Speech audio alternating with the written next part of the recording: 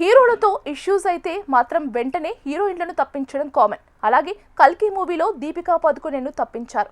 కల్కి చిత్రంలో దీపిక నటించింది. ఈ మూవీలో తన పాత్ర బాగుంది, మంచి నటన కూడా చూపించింది. అయితే ఆ మధ్య కేవలం 8 గంటలు మాత్రమే పనిచేయాలని చేసిన కామెంట్స్ రగిలిపోయారు జనం. ముఖ్యంగా స్పిరిట్ మూవీలో తను 8 గంటలు నటించాలి అని చెప్పింది. అంతే, ఆ మూవీ నుంచి తప్పించారు. దీంతో పాటు ఆ మూవీలో హీరోగా చేసిన ప్రభాస్ మూవీ కల్కిలో కూడా తప్పించారు. ఇది ఓ రకంగా దారుణమని చెప్పాలి. అయితే ఇప్పుడు ఆ ప్లేస్లో సాయి పల్లవిని తీసుకుంటారు అనే టాక్ వినిపిస్తోంది. కల్కి 2లో మాత్రం సాయి పల్లవిని తీసుకోబోతున్నారని చెబుతున్నారు. ఈ పాత్రకు చాలా ప్రాధాన్యం ఉంది, అందుకే సాయి పల్లవి చేయడానికి ఒప్పుకుంది అంటున్నారు. మరి తను ఓకే చేస్తుందా లేదా అనేది చూడాలి.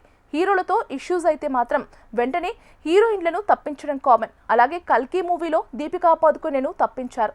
కల్కి చిత్రంలో దీపిక నటించింది. ఈ మూవీలో తన పాత్ర బాగుంది, మంచి నటన కూడా చూపించింది. అయితే ఆ మధ్య కేవలం 8 గంటలు మాత్రమే పనిచేయాలని చేసిన కామెంట్స్ రగిలిపోయారు జనం. ముఖ్యంగా స్పిరిట్ మూవీలో తను 8 గంటలు నటించాలి అని చెప్పింది. అంతే, ఆ మూవీ నుంచి తప్పించారు. దీంతో పాటు ఆ మూవీలో హీరోగా చేసిన ప్రభాస్ మూవీ కల్కిలో కూడా తప్పించారు. ఇది ఓ రకంగా దారుణమని చెప్పాలి. అయితే ఇప్పుడు ఆ ప్లేస్లో సాయి పల్లవిని తీసుకుంటారు అనే టాక్ వినిపిస్తుంది. ప్రస్తుతం సాయి పల్లవి హిందీలో రామాయణ్ ఫస్ట్ పార్ట్, సెకండ్ పార్ట్లో నటిస్తుంది. దీంతో పాటు అమీర్ ఖాన్ తనయుడు జునైద్ ఖాన్ హీరోగా ఏక్ దిన్ మూవీలో నటిస్తుంది.